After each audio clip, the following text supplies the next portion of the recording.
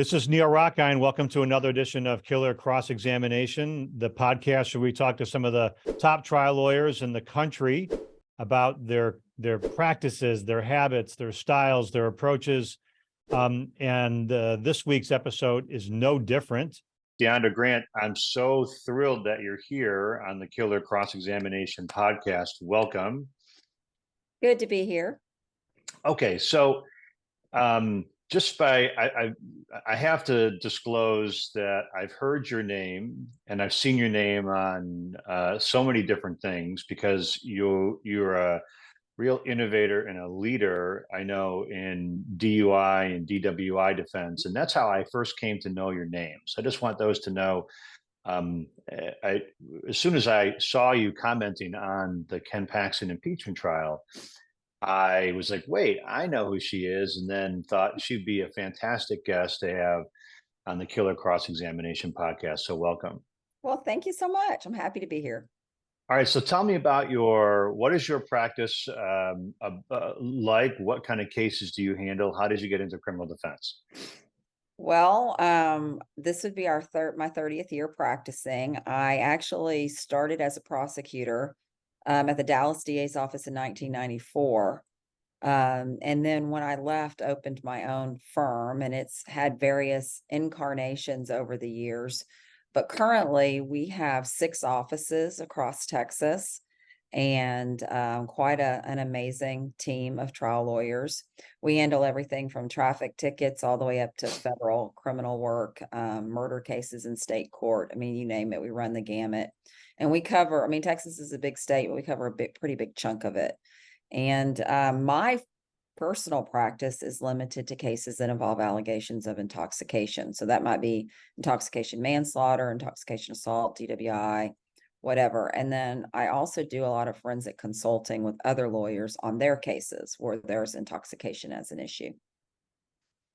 So give me a little background. What's the ground like in Texas for, we always think of Texas here in the Midwest as the place where, there's capital punishment and, there's, it seems like a rough and tumble sort of, at least that's the impression. Hard edge, conservative, I for whatever reason I picture like gallows and and like Cowboys, cowboys and capital punishment by shooting. So I guess what is it like on the ground there as a criminal defense lawyer? Texas is very different depending on where you are in the state. So various parts of the state, I always tell people, like, depends on what county you're in, what kingdom you're in. So some parts of the state are not quite as conservative as others. If you're practicing law in Austin, where we have an office, it's a very different world than if you're in Waco, McLennan County, where we also have an office. Worlds apart, completely different. So it really just depends. You have to know your jurisdiction, and your jurors will be very different depending on where you are in the state. What are the laws like in terms of, so you personally focus on cases involving allegations of intoxication or that have an element of intoxication? What are the laws like in Texas in that regard? Well, marijuana is still illegal in Texas, even though it has been legalized in some form on all states bordering us. So there's a lot of drug stuff going on in Texas, because if you go to Oklahoma and you're trying to drive to New Mexico and you're coming through Texas with your gummies, there's a really good chance you're going to get arrested. So we deal with a lot of that. And then there's a lot of DWI enforcement related to drugs because of that. So the police are very focused on, and this is really more of a nationwide trend, but we see a lot of drug DWI cases. So how did you choose to get into that area? Did it find you or did you find it? Well, you start off as a prosecutor in misdemeanor court, normally in Texas at least. And so I was trying a lot of DWIs as a prosecutor. Then when I opened my own firm, I actually didn't handle DWIs for a long time.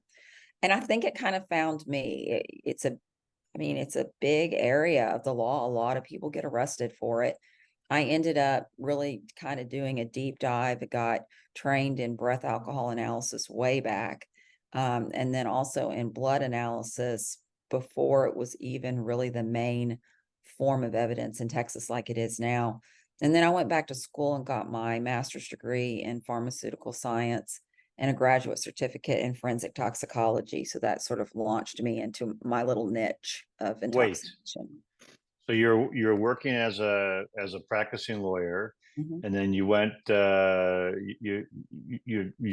you didn't close your practice while you went back to school, I presume. You continued to practice and you went back for, give me the master's again, was a master's in It's a pharmaceutical chemistry? pharmaceutical science with a concentration in forensic toxicology, Oh my goodness. And where did you do that? University of Florida. That would have taken me about 10 years to complete. It took me 3. It did take 3 because I couldn't go full time, obviously. And then you continued to And pursue and you pursued a doctorate. no, graduate certificate, which Oh, is like graduate a certificate. master's. Mhm. Okay. And I That's ran pretty out of amazing. steam. I ran out of steam. If I'd gone another probably 2 semesters, I could have ended up with 2 masters, but I ran out of steam and said, okay, I'm done. Yeah. Mhm. And so educate, I mean, I'm aware of this. I know um, we have a friend, a colleague in common, Mike Nichols, who's Mhm. extremely bright, and has really taken to the defense of OWI, DWI, drug defense, drug driving type defenses here in Michigan. I mean, he's extremely bright. Um, so, but tell me a bit about the intersection there. Why the intersection between the science, the degree, and why it was so important for you as a lawyer to pursue both the degrees and to become more knowledgeable in that science for your particular niche practice. There's a lot of bad science that I call it government science that comes into evidence in criminal trials all over the country, not just isn't a Texas specific thing. And I wanted to know more than the so-called state's experts. So when I was cross-examining them, I could do so more effectively. And so that sort of was my goal at the time. I didn't know it was going to turn into this sort of consulting practice on the side because I end up teaching all over the country because of that. And it just sort of morphed, but definitely, you know, people get on the witness stand and make claims about science that that are just not true. So you've got to have somebody that can cross-examine them with like, okay, now wait a minute, that's not exactly the way it is. I mean, I really think if you look at everything that took place during the pandemic, I mean, everyone was throwing the word science around Hmm. without any real basis for what they were saying in many cases. And so it's not that different with evidence in criminal trials. People who maybe don't have the training or education get on the witness stand and get to say things that are not necessarily 100% true. So maybe you need a lawyer that can effectively cross-examine you. Right. So I assume you've seen both sides of it then. I assume you've seen lawyers that are unable to cross-examine those experts or those witnesses on the science or attempt Yeah. to do a pretty ham-handed job. Um, and then you've seen some lawyers who do an excellent job, I presume, at being able to corner the state scientists. Yeah, So Mike tell me, Nichols being one of them.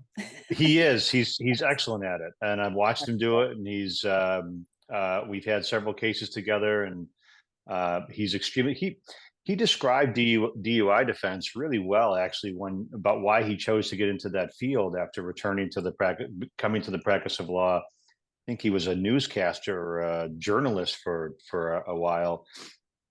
Um, and he said because it involves one, criminal defense, cross examination, investigation, science. They may seem like when you look at the charge, it may seem different than a murder case or a kidnapping case, but the fact is that it involves so many different facets and so many different elements all packaged into one case. And I thought that was a pretty interesting way for him to describe why he was attracted to that area. It's So very true. And, I've tried pretty much every offense you can think of. And the DWI defense is really one of the hardest things you can do I mean, it's more difficult in many cases than a murder case. There's so much going on with that, where you've got layperson testimony, you've got a police officer's opinion, you've got science almost always involved in some form or fashion. So you don't always have, if you have an assault case, you've got someone saying they were assaulted. Perhaps you have some video, perhaps you don't. Maybe you have a witness, maybe you don't. But there's not always a lot of science involved in most crimes. But How do you DWI, think we got to the point that there's so much? I mean, I'll call it junk science. I mean, it's if you don't want to call it junk science, it's certainly it seems like it's dollar store science in so many yeah, ways. It's dumbed down. It's fast. They try to make it easy and fast and digestible. And as you know, science is never fast. It's never perfect. It's not easy. It's not digestible. It's complicated. But that intersection of the law and science seems where it's somehow the courts have accepted so much. I mean, just dollar dime store science. I think more so in criminal court than civil court. I think in civil court, which is sad because usually in civil court, well, we've got money at stake. Mm-hmm. They seem to have a little stricter rules about what gets thrown into as so-called scientific evidence. But in criminal court, we do play a little fast and loose with I mean, I've seen it my whole career with judges letting things in that are just really, really questionable. And it's an expediency thing. It is also, I think, a product of the fact that there's no forensic science education typically in law school. So you've got judges that come up through the ranks as attorneys. They obviously went to law school and they have no forensic background. So they're trying to call balls and strikes on an area that they have no knowledge of. And really there should be more of a push to teach a little bit of just some basic science in law school because it impacts also civil cases. It's not just criminal. What do you think about?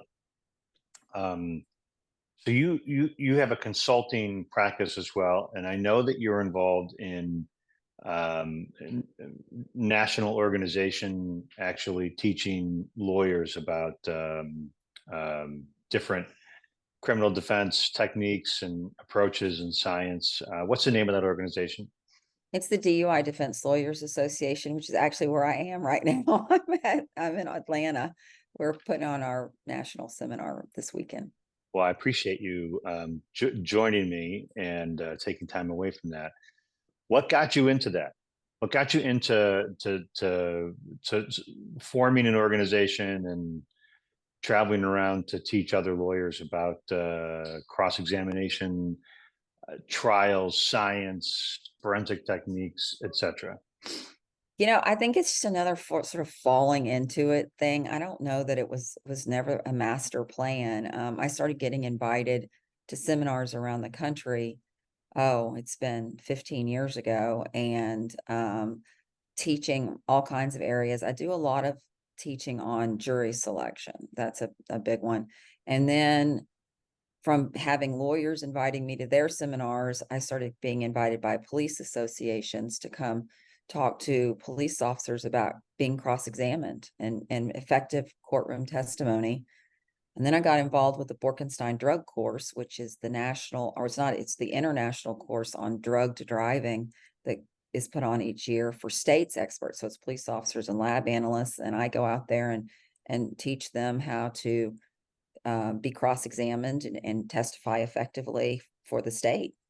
And then the organization, there was a pretty good sizable network of us around the country that of which Mike is one of them Mm-hmm. that wanted a new bar association that was focused on driving under the influence of alcohol or drugs.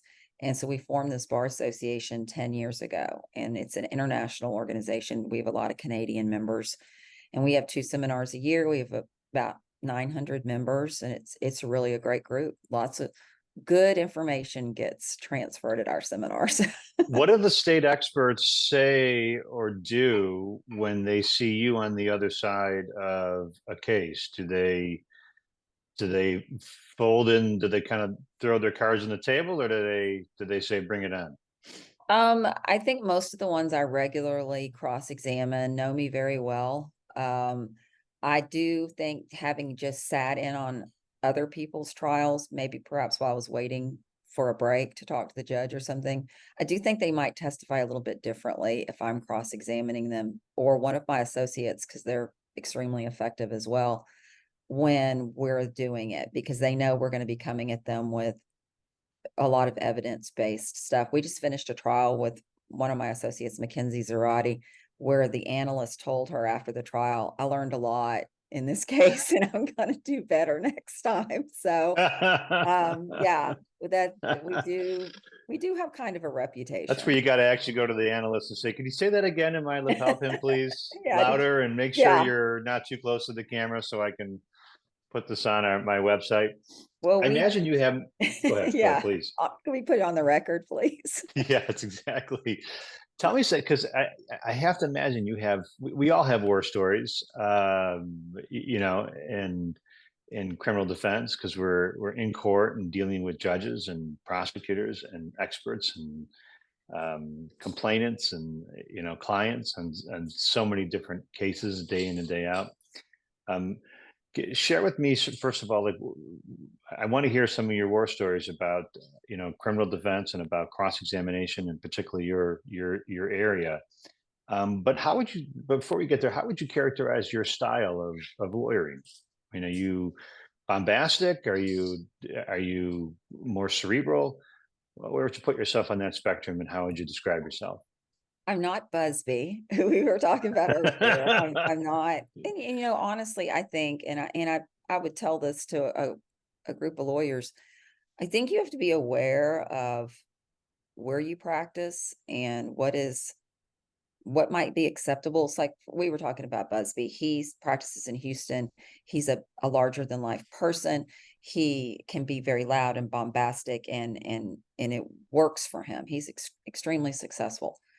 If I were doing what he was doing, I don't think it would be taken as well from jurors in Texas, especially in a lot of the rural counties where I practice. That wouldn't go over well. So I somewhat have a softer approach. I think that um I sort of wait to see how the witness is responding to me. And if they get particularly rude or aggressive on the witness stand because they're angry to be cross-examined, often the meaner they get, the nicer I get, because Hmm. and I will teach officers this. I'm like, the meaner you get, the nicer I get, the less credibility you have. I look like the reasonable person and you look like you've got something to hide.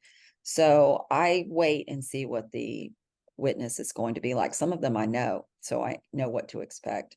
I also think I'm kind of a death by a thousand cuts where because I had an attorney describe me that way one time. That's the only reason I even thought of that, where I just go in and just poke holes in lots of things that are going on that they did in their investigation that were incorrect. I usually start off because I'm doing a lot of science-based cross-examination on what would be best practices.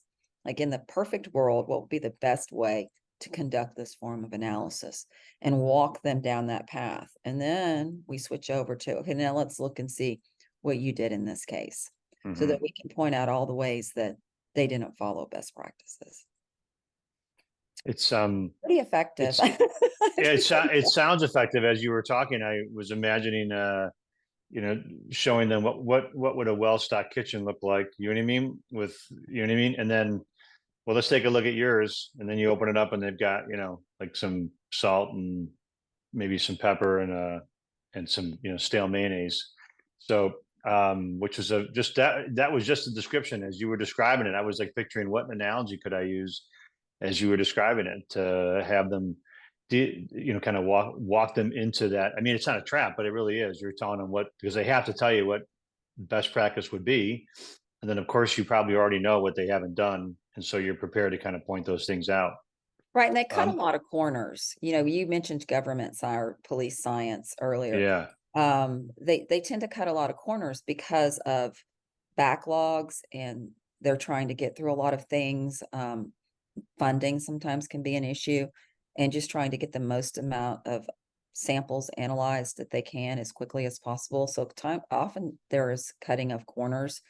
And I've often used the example, if you're baking a cake, it really depends on what my jury is like. If I'm in place where that would probably ring true to them, then I might talk about baking a cake. And if you're trying to make a lemon chess pie and you use all the ingredients to make your lemon chess pie, but you forget the lemon, you end up with a pie, but you don't end up with a lemon chess pie.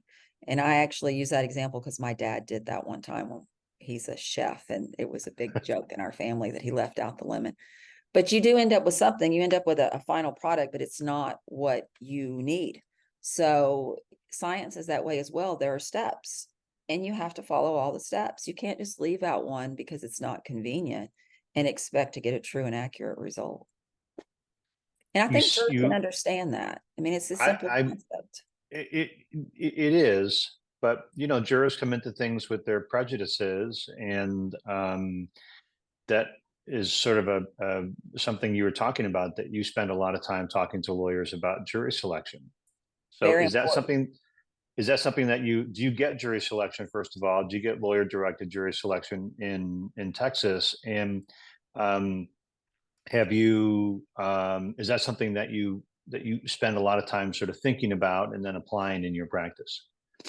Absolutely. We do get jury selection in Texas called voir dire, not voir dire in the French terminology, but it's We voir call it dire voir in dire. Texas. I know Voir what. dire. But we do get to do that. And yeah, whatever your theme is, and it's the same thing I've taught all my associates, you have to have a theme. You got to be going somewhere in this trial. And actually, with Paxton, I think that their theme was missing. I said that throughout my entire critique of the state's case on that. There was no theme. But the defense had a theme, but I didn't feel like the state did. But whichever side you're on, you have to have a theme, and you have to start working about or talking about that theme and jury selection to the jury, and get them to understand the concepts that you're going to be presenting to them. So if it's sloppy work, you know, not following standard operating procedures or whatever, talk about why that matters. Find someone on the jury that's involved in some career that involves measurement. And let's talk about the importance of calibration.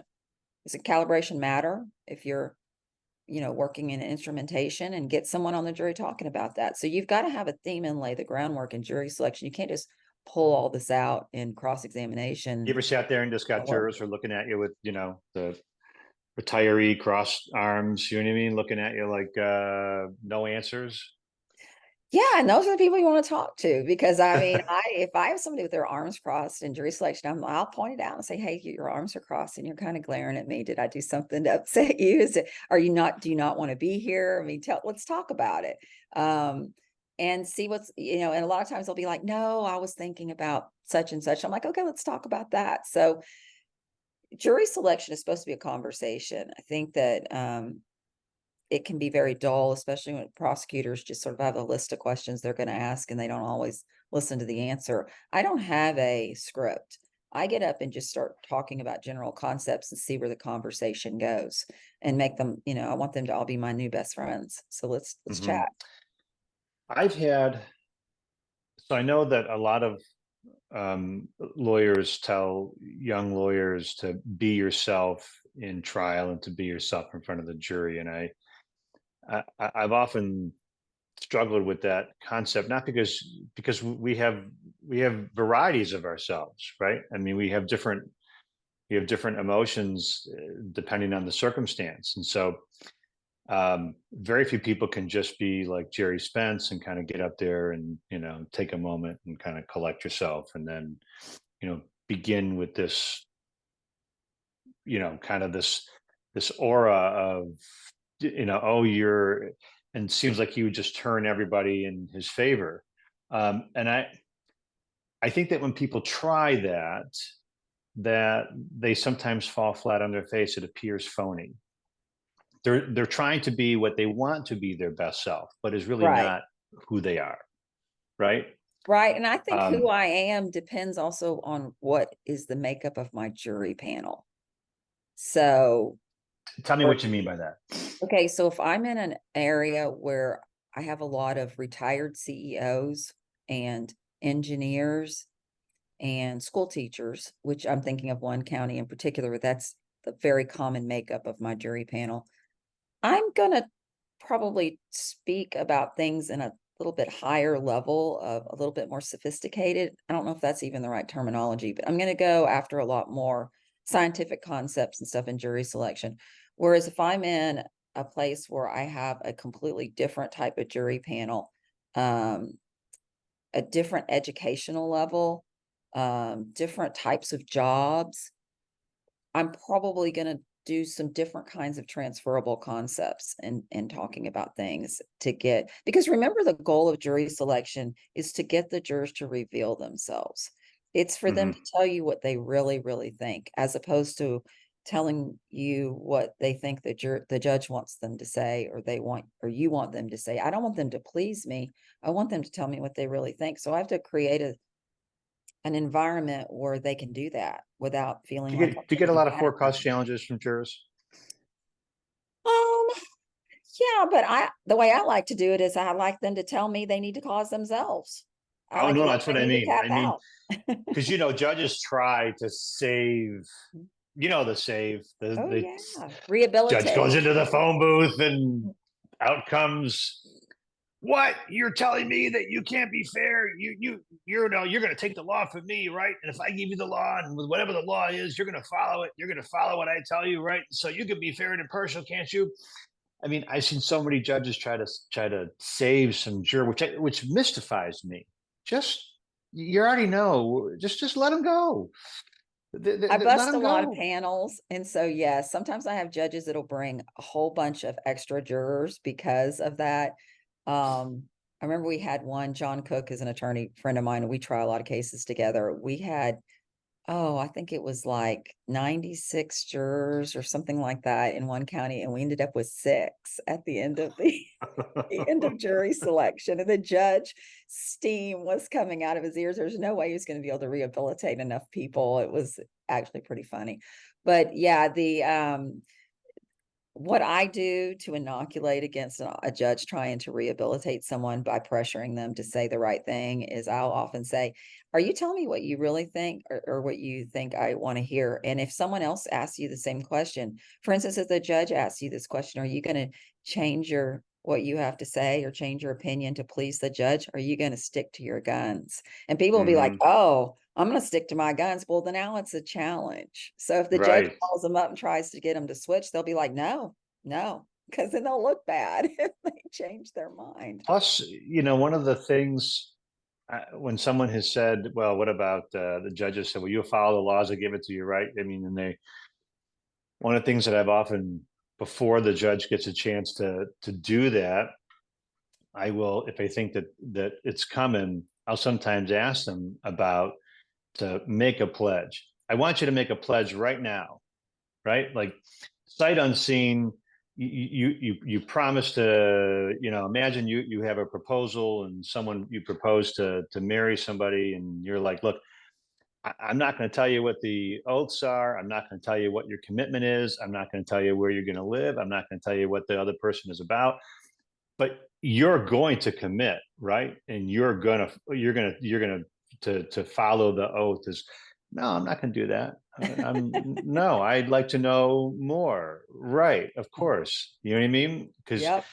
in other ways, I know you probably done the same thing where you actually encourage them. You'll say, like, those are, I mean, you came into this courtroom with those beliefs. Mhm.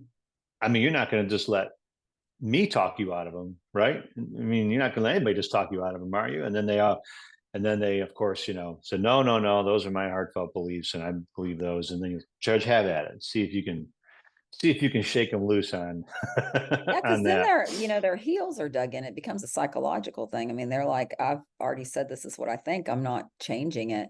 Another thing I do is I use my dad a lot as an example. So if I have a particularly sort of like hard-nosed juror that's like, I think that if you have anything to drink, you shouldn't drive. You could get an Uber or something along those lines. I'll be like, you know what? That's exactly what my dad thinks. And I will bring that in to like okay it, to be like, I'm not offended that you're saying Mm-hmm. that to me. My father says the same thing to me. I also use him as an example. My dad's a big believer in, at least in the world of jury selection, he's a big believer in, if you are accused of a crime, you should testify. Like, you should get up and say, I didn't do it. you know? And so when I'm talking about, the right to remain silent and everything, a lot of times I'll bring him in and say, my dad thinks everybody should get up and just say, hey, I didn't do it. If you didn't do it, say you didn't do it. And why would you not do that? I mean, talk about the pros and cons of that. But I use him a lot. He doesn't know that. He probably watched this podcast and be like, I had no idea you're pulling me into all your jury selection. It's well, because those are good. Those are first of all, they're endearing examples. And they're examples that when you use them, you're sharing, they're relatable. I think so many people come into court and expect lawyers to just attack. And even I watched one lawyer attack prospective jurors during a jury selection. And I was like, you can't leave that. One, you can't leave the juror that you just wasn't even a polite Embarrassed. challenge. You can't Yeah. do that. Yeah. And the second is the whole rest of the panel. I mean, if you were, I thought if you're conducting yourself a certain way and then you, due to whatever, the buttons get pushed and you attack this juror, boy, I mean, don't the rest of the jurors look at you and think like, kind of what a phony? I mean, that you were up here being all gracious with the rest of us, and this person just happened to say something that ticked you off, and you went off on him. It was really, I don't know if the lawyer meant to do it or if it just came. I think maybe he tripped over his own feet when he was trying to, if I'm being charitable, when he was talking about burdens and where people start and where you start in a trial, and she just wasn't getting the analogy he was throwing down, and then he got a little surly. No, young lawyers often make that mistake. I have an attorney that worked for me at one point that was picking a jury and wanted to argue points with prospective jurors. And I pulled them aside afterwards. And I was like, listen, you understand that you're not trying to convince them. You're trying to get them to tell you what they really think so you can make educated decisions about who you want to strike from this panel. You don't want to be mean to them or challenge them. In fact, what you really want is to know who else on the jury panel thinks what this guy thinks. Is there anyone? Oh, thank you so much for sharing that. Is there anyone else who thinks that? And let's get them to raise their hand so that you'll know, like, okay, now I know. Now I know who thinks that. Yeah, I what mean, do I you think it's a rookie mistake. what do you tell this guy was no rookie, I know. but he was no rookie. He's doing quite well, but that one snippet of it felt more like cross than it did voir dire or voir dire, as you guys would say. So do you tell the jurors in jury selection, do you talk about what cross-examination is going to look like in your cases? Oh, yes. I usually say, people watch a lot of television and they think that what they've seen on, I don't even know, whatever's the current law show, because there tends to be a lot of them, is the way it really is. That there's a lot of drama in criminal trials and people yell and, all kinds of crazy stuff. And I said, the reality is it's not like the thriller in Manila. We're not going to be duking it out in this courtroom. But the state's is going to question a witness, and then we're going to question the witness and we're going to ask them questions. And the way I couch it is I normally say, I'm going to ask them questions I think you want the answer to. So I'm going to try to ask all the questions that you might have in your head to see if you get the answers. That's a good way of looping them back in and keeping Yeah, them. it's for you. I'm really working for you. I'm just going to ask questions for you. During the trial, are you watching the jurors?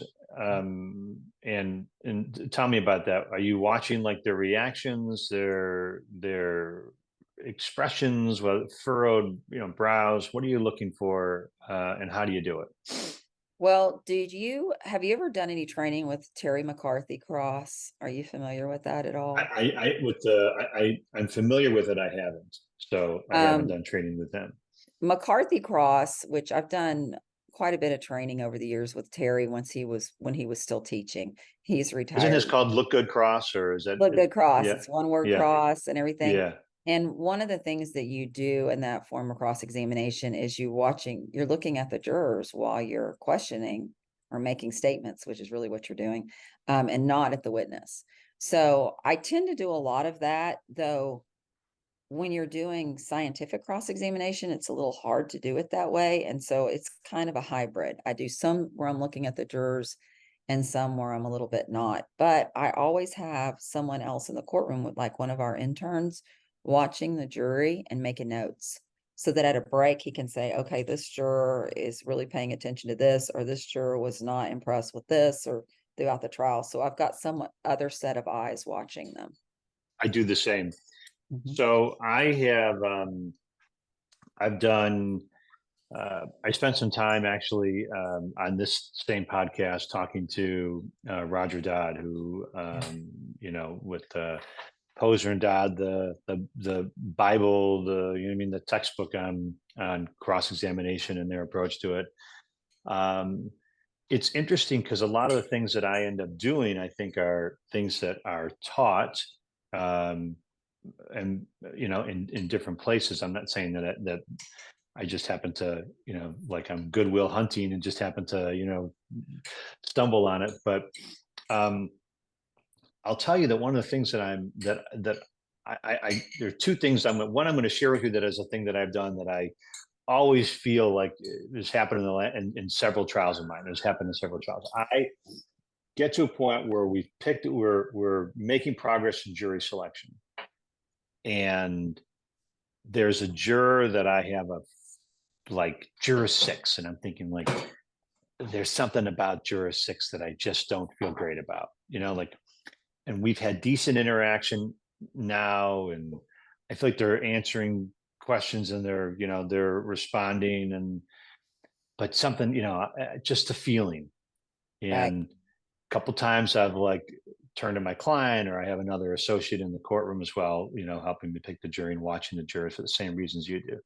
I'll say, so, God, number 6, I don't know. I got that feeling, and then they're like, I think she's okay. I like her background, or I like his background, and he's responsive. And I'm like, I don't know. And I'm telling you, almost to a 1. When we leave him on there, the whole trial I spend sitting there sort of staring at, not staring, but peeking enough at number 6 and going, damn it, this thing's gonna hang. Because like, Well, ironically, we've had 4 hung juries in a row in the past 3 months. So, yeah, it happens. I mean, we have stealth jurors that, and interestingly and I enough, didn't listen to my gut. we didn't listen. Mhm. I Sometimes knew we don't. I heard something that I wanted to hear. I got talked into it. I decided to, that's just not how we do it. Like if your gut is telling you it's not happening, I'm getting talked into it or talking myself into it. You know how that happens. It's like talking yourself into a case that, you know, I'm going to win this case. And the second you show up, they got, a stack of evidence. It's, mile high, 14 witnesses who have observed, your client's confession is caught on tape. He's in the hallway telling them how he did it, in the meantime, you're like, why? I think I could win this thing, Yeah, been there. So tell me about your cross examination. So I know they range. They must range from very technical stuff, right? To when you go a police officer not making mistakes or errors, or how do you keep the jury engaged as you're cross examining on some of that technical information? And if you don't mind, maybe give me a story or two. So I think that well, if you're cross-examining a police officer, then, and it's about a DWI investigation, you're going to be pointing out once again how they were trained to conduct the investigation and to administer what are called standardized field sobriety tests, and then what they actually did in this particular case. So you will walk through each test, taking it apart and saying, one thing you have to understand about field sobriety tests, if you don't know anything about them, is that they're standardized, which means you're supposed to do them the same every time. And they're also very subjective. So what is considered a clue or a failing mark on a field sobriety test, it's really up to the police officer's perception. Whereas you may be watching a video of the exact same thing and saying, I don't see that at all. So that's a lot of what goes on in cross-examination, is saying, you're saying they did this, but we're looking at the video and I'm not seeing that. Are you seeing that? Where is it? Can you point it out to me? And things like that. I tell police officers when I'm telling them about how to testify, don't make ridiculous statements like the fact that everyone can do field sobriety tests because they're easy, because it's not true. You have jurors that probably couldn't do them if you got them up in the courtroom to do them right then. You don't know who's had knee replacement, who's waiting on knee replacement, who has had spinal surgery. You don't have no idea what people's capabilities are. So they're not that easy to do. So don't make ridiculous statements like that. The hardest police officer to cross-examine is the nice one. The nice officer who admits their mistakes and says, yeah, you know what, I didn't do that exactly right. Jurors tend to feel sorry for them and like them and want to, go on their side, I guess, in voting. Mean police officers who are rude and refuse to answer questions, those are great officers to, like I said earlier, they're great to cross-examine, because the meaner they are, the nicer I sound, the more reasonable I sound, because I'm playing against their type. So cross-examination of police officers is the most fun. When it comes to Have you had gotcha moments? I know we don't, yeah, of course, a previous generation thinks of, Raymond Burr playing Perry Mary Mason Mason. and a Mhm. gotcha moment. And then, everybody now maybe they think of, I don't know, Law and Order, or think of, Boston Legal, or some, of course, the trials are all condensed and every question is interesting. And, the judges are all exceedingly fair, which of course is not the universe that I live in. Probably not the one that you live in either. But some jurors sort of expect the gotcha moment. Have you had any? Have you had any moments where you're just like, did he just say that? Like, Yes, I've had police officers admit at the end of me asking them a series of questions about one particular field sobriety test, I'll say, isn't it true you just did this completely wrong? And I've had some police officers say, yeah, I didn't, I didn't do it right at all. And I'll be like, well, so would you agree with me that the jurors really shouldn't use this as really evidence of anything? Yeah, I agree, Miss Grant. I didn't do it right. I love So that. yeah, Yeah. I've had those moments before where police officers just admit, yeah. And I also sometimes the police officer may not know everything about your client that you know, like some sort of physical challenges that your client may have, or health challenges. And when they realize that, I'll be like, had you known at the time about X, do you think your opinion would have changed? And sometimes they'll say yes.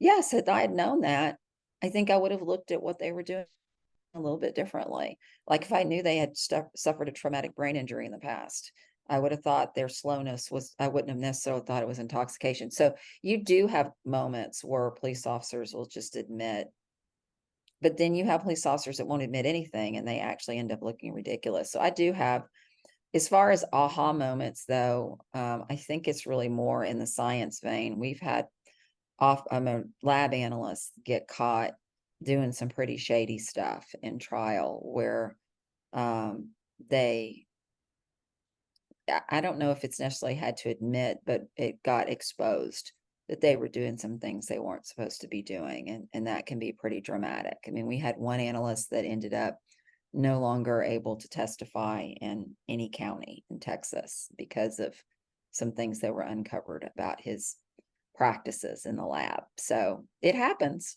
We do I have a think few. so just in an effort to learn more about you, and I did a Google search at one point of your name, and then was looking at news articles. And some of the news articles that came up were articles about controversies and, I'll call them controversies, in scandals in labs with lab analysts. What are the kinds of things that you've uncovered or commented on, or have even caught some lab techs doing that? I mean, those are moments that are like, those are watershed moments in not just a trial, but that can actually change the direction of the way that a county or a prosecutor's office or a police department conducts its its scientific investigations. It's sample switching. So you'll have an analyst conducting an analysis of, say, 40 different blood samples, 40 different people. We call them unknowns. 40 unknowns, and then when in the process of doing it, samples get switched. So for example, the blood alcohol concentration for me gets attributed to you, and yours gets attributed to me. And it happens in every lab. It's just a question of whether they catch it. And it also becomes an issue of whether they disclose it. So one of the big scandals we've had, because we've had a few in Dallas County that impacted a whole lot of other counties, because this lab covered many, I think 13 counties in Texas, was sample switching that was not disclosed.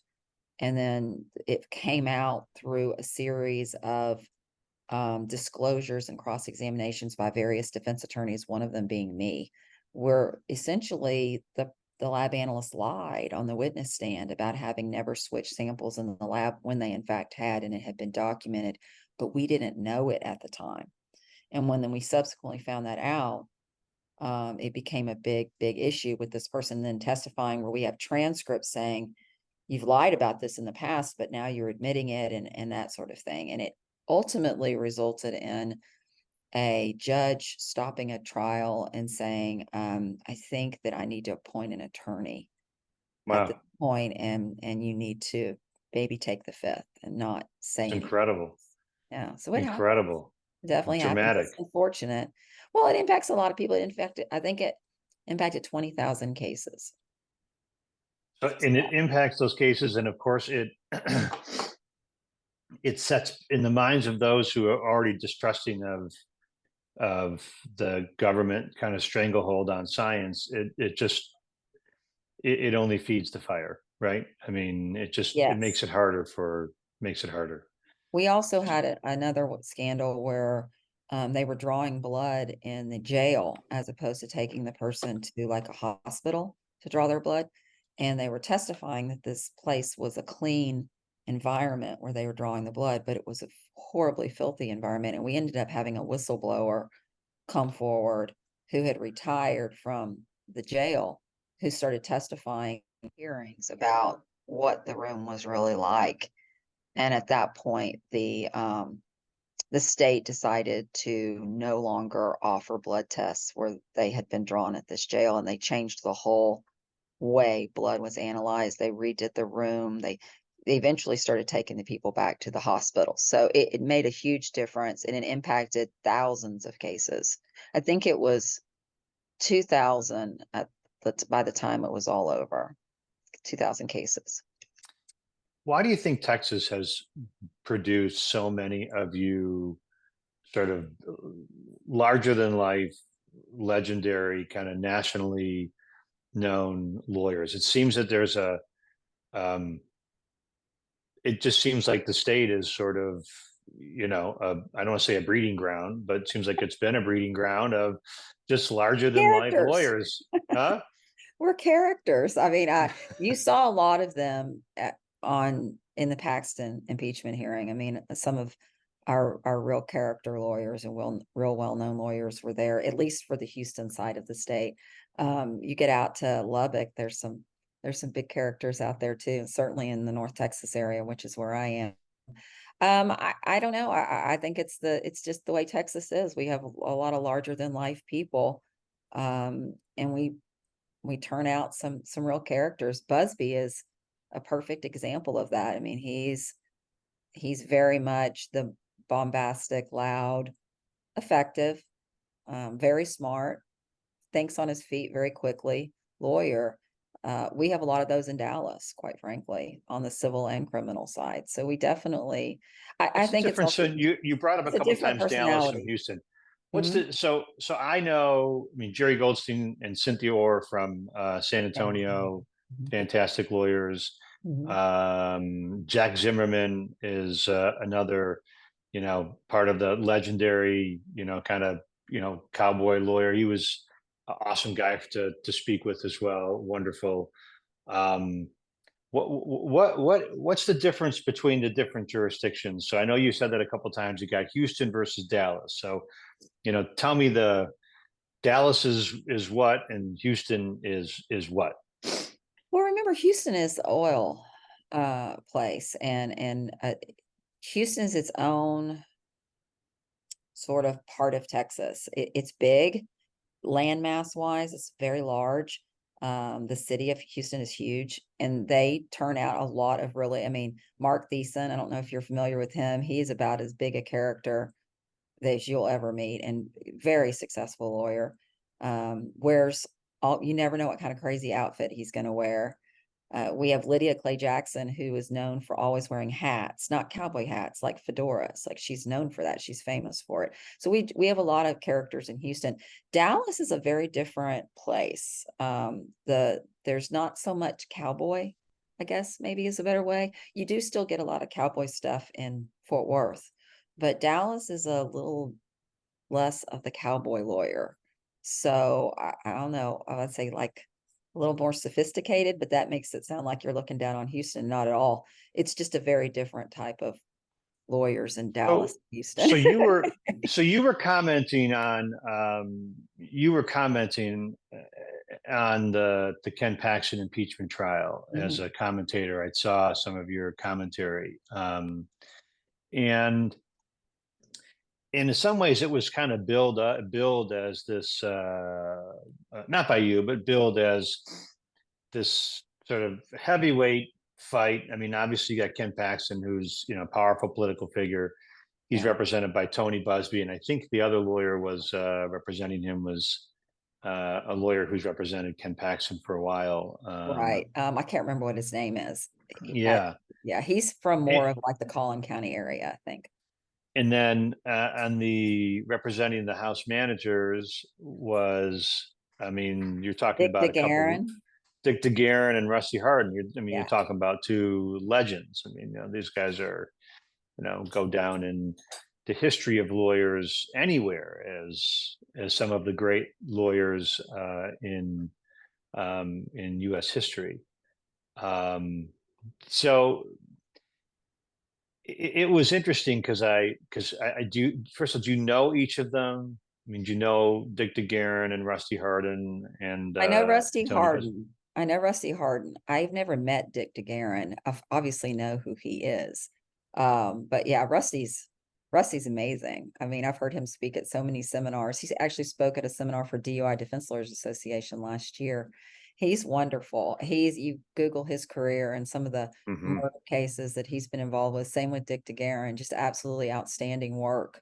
Walking people out of the courtroom with where you think is a mountain of evidence, and then they end up with a not guilty. I mean, they The are Dick DeGuerin's amazing. victory in the Texas Robert Durst case is still to Mhm. this day, I think, one of the all-time just most like head spinning. Yeah, you Absolutely. could almost imagine the deputies getting up to go. Like they assumed he was going to be convicted. They're like, what? Wait, what again? He did I know what? it. They're fabulous.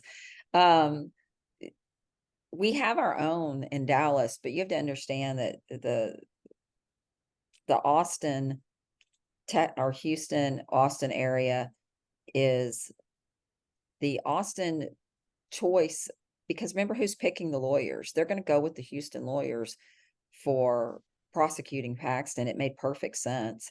And then the North Texas contingent is really not part of any of that, except I know Paxton has one lawyer that's from there because his long-term lawyer, and he's from Collin County, which is just north of Dallas, which is where I have an office and have practiced for a long, long time.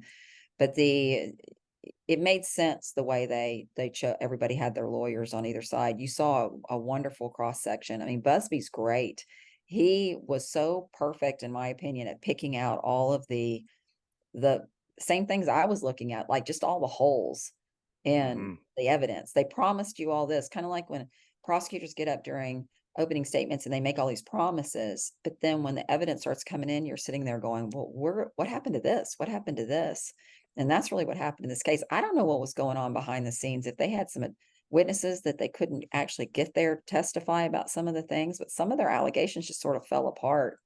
So I know that the managers chose, I mean, had Rusty Harden and Dick DeGuerin. You know, they aren't traditional prosecutors, right? I Correct. mean, they're, and I don't know. There was a female that was working with them. Was She's she? fabulous. Yeah, She she was was great. wonderful. I wish they'd let her do more.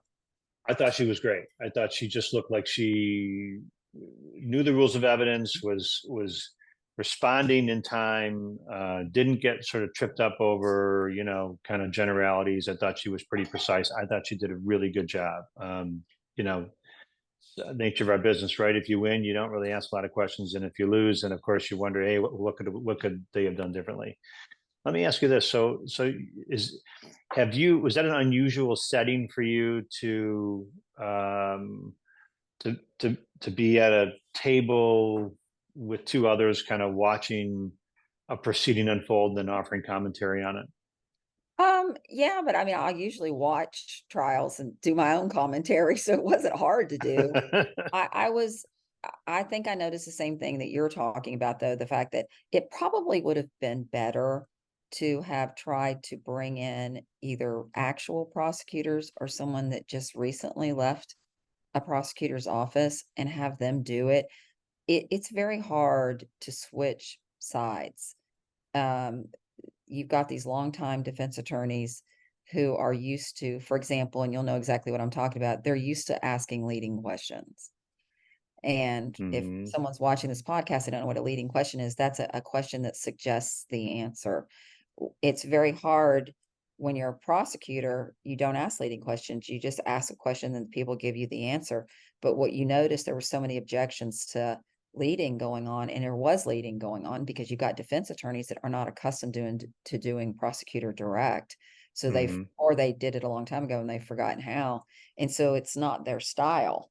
So it's very hard to go back to asking non-leading questions when that's all you do in your practice. So it was interesting watching that. I felt like perhaps if she had done more in the trial, and then there was the very tall gentleman whose name starts with an M and I just forgot what it was, but he had the orange bow tie on when he was first up. He was fabulous too. I would have given him more time to cross or to do some direct on witnesses because he did a really good job.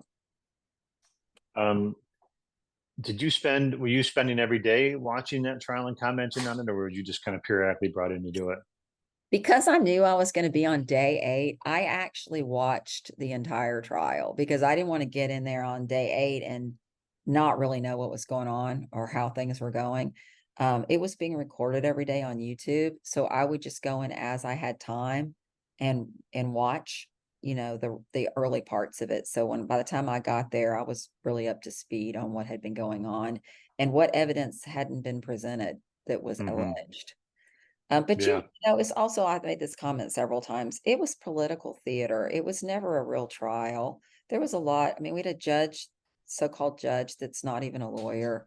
We had, a lot of stuff that happens in a trial that the jurors were all vested in the outcome, and that's not the way jury trials work. So it really wasn't much of a trial. It was a lot of theater with a predetermined outcome. But it was still interesting, and quite frankly, I think it really exposed a lot of not very nice things about Ken Paxton that perhaps the voters didn't fully understand before he got reelected the last time. Have you ever been participated in a trial, something similar to that, like a contempt case or something that had a real political component to it, even if it was in a traditional courtroom where outside forces seemed to, weigh heavily on what everyone was doing? Oh, yes. I mean, we elect our judges in Texas, and it is partisan. So you've got counties in Texas where all the judges are Republican. You've got counties in Texas where all the judges are Democrats. And I've been in a trial before where the judge is a Democrat and is up for reelection, and the prosecutor on the other side of the case is running for head of the Democratic Party for that county at the time of the trial. So Did it impact rulings in that case? You bet it did. There's no question. The politics, you have to be aware of the politics of the county you're in. For sure, that can often play a role. We had rulings that were Amazing. absolutely contrary to the law without any question, but that's the way the judge ruled. So, So let me, I could ask you about Texas, Texas justice and the legal system for hours, but I don't want to take up that much time of yours, and you probably got a seminar to get to. Let me ask you this. If I had to ask you for one person who you think is the best cross examiner that you've ever seen, um, who oh, do you think it? so many And people. and of course you're allowed to say yourself. You can say yourself, but besides yourself, who's the best cross examiner you've ever seen? Um, there's an attorney here in Dallas by the name of John Cook, who I mentioned earlier. He's pretty amazing at cross-examination. I think I do a great job. I mean, I do, but his style is a little bit more what we were talking about with the Houston lawyers, was a little bit more cowboy style. He's actually from Alabama, and he pulls out this whole Alabama shtick when he is cross-examining that is extremely effective. And he'll say things like, I'm just all Alabama boy. You're gonna have to explain that to me, and stuff like he folksies to the nth degree. And then there's another attorney in Dallas by the name of David Burrows, who's a legend. He's a legend in Texas. He's at one point he was the winningest DWI trial lawyer in the state, probably the winningest trial lawyer actually. And he is I call it the gentleman cross. He's so smooth and so nice, and it's just this sort of Southern gentleman cross examination that is incredibly effective. And I've accused him before of hypnotizing jurors, because I think he's just the way he speaks and his voice. I think he hypnotizes them into voting not guilty on guilty cases. So he's very fabulous. Send them up here. I'll tell Send you them what, this way. I tell young lawyers, I go, come watch us in trial. If you see John Cook in trial, there's another lawyer named Doug Wilder. If you can see Doug Wilder, because he does a perfect McCarthy cross. Go watch Doug Wilder do a cross. Go watch David Burrows do a cross examination in trial, and you will be ready to try any case. I think that the pandemic and shelter in place and the shutdown of courts and the lack of in-person sort of proceedings for a couple of years really created a lack of opportunity for young lawyers who were constantly in the courthouse, prosecutors and young lawyers. That's how I learned. I would just take a bunch of files and walk over to a courtroom, or when I was a young prosecutor, I was assigned to a courtroom, and I was hungry to get every case I could. And even if they were up against lawyers such as yourself, I mean, I was just like, sure, no one's going to expect me to win an objection. If I win too, and I watched and I'm like, man, these folks are awesome, right? That's how you learn.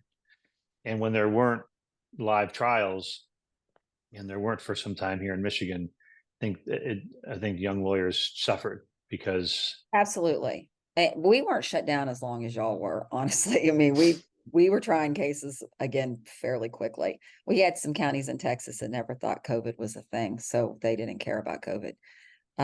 But you learn by doing. I also think that a lot of times you have cases, and it just depends on the circumstances of the case, where you don't really have anything to lose by going to trial, and you should go to trial then, because you never know what's going to happen. Trials are like living beings. Things can fall apart on the state's case that you weren't expecting, they weren't expecting. And I tried a sex case one time where the child victim looked around the room and couldn't identify my client.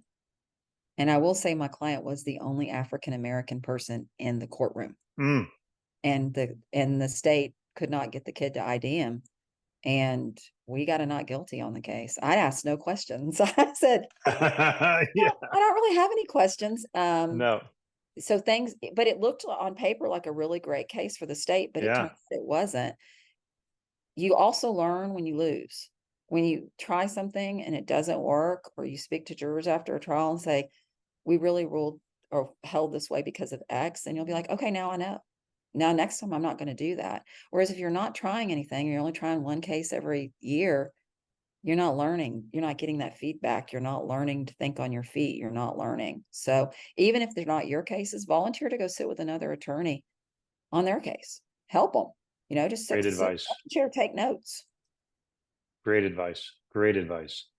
Deandra, let me leave you with this. So if there's one person anywhere in the world that you could choose to cross-examine, and who would it be and why? Oh, who would I love to cross-examine? I would really right now today like to cross-examine Ken Paxton. I would could have a great time cross-examining Ken Paxton. Okay. All right. I'll leave it at that. So tell us how people can find you. Website. Give us your social media presence, and if someone has any questions about your cases or about you, or wants to reach out for whatever reason, I want them to be able to do that. So We're uh, easy to find. Deandra Grant Law. I mean, I've got a website, obviously. It's the Texas DWI site, or deandragrantlaw.com. And then we have a ton of Facebook pages. So if you put my name into Facebook, you're going to find it. We're on Twitter. We're on Instagram, just my name. And then we have a TikTok channel that I actually don't run. I have someone that does it, but we have tons of videos on TikTok that I think are pretty informative. I imagine you're going to get a number of people that will reach out, because there are a lot of lawyers and others who are probably looking for, just to tap into your resources about, and the stuff that you do so well. I think that's just there are a whole host of lawyers out there that wouldn't know, not because of any fault of your own, they just wouldn't have had a chance to hear you for the time that we've been talking, and to hear you dialogue with someone that they maybe know, which in this case is me, or have heard me before. And so I'm so glad that I've had the chance to actually expose them, both people who aren't lawyers and just interested in this stuff, and lawyers. I'm a trial junkie. I love this stuff. I'm so glad that I had the chance and that you took the time to come on the podcast, because it's just having a chance to talk to you. I can just see you just quietly, just very politely, just with that smile you have on right now, just totally tearing apart some witness on the witness stand, and he didn't even know he's getting torn apart. He feels like he's just getting, it's like, what's going on here? My limbs are coming off, and and you're just being polite about it. I can just see it. I can feel it, and I could see it happening. And Well, that's I will tell you, because I know you said you liked oral stories. I was walking through a courtroom one day, or trying to get in a courtroom. I was carrying a bunch of stuff. I guess I must have been going to trial. And there was a young police officer standing there, and he goes, let me get the door for you. And I said, thank you. He opened the door, and I said, how are you today? And he goes, well, I'm not getting cross-examined by you, Miss Grant, so I'm doing pretty good. But I will throw this out for lawyers that may be watching good. this, that follow you. If you're interested in science and learning more about science, and I'm talking about for drug cases, DWI cases, whatever, you might want to look at Axion Lab program, which is where I'm on the faculty in Chicago. And it's a fabulous program. It's put on by Axion Labs and the American Chemical Society. And you can learn all about gas chromatography, drug analysis, LCMS, GCMS, drug to driving, everything through that program. So if you're interested in that, reach out to me, and I'll get you all the data. And I actually took part in, I and Colin Daniels, who he and I worked together in my firm. We both actually took part in that class for forensic uh, GC. GC, Mhm. which was amazing, fascinating. So really great program. So Right. great program. Come back So all right. anytime. So Deandra Grant, I'm so glad that you had the chance to join us. This is the Killer Cross Examination Podcast. Again, bringing you, I'm a trial junkie. This is like fantasy camp for me, talking to some of the greatest trial lawyers in the country, and you're certainly one of them. And I'm so thrilled that you agreed to join me and take time out of your schedule. I know it is a busy schedule and a seminar you're about to lead. So thank you so much. and people should tune in, subscribe, hit the like button, share. This is a great podcast and a great interview. Thanks so much. Bye-bye.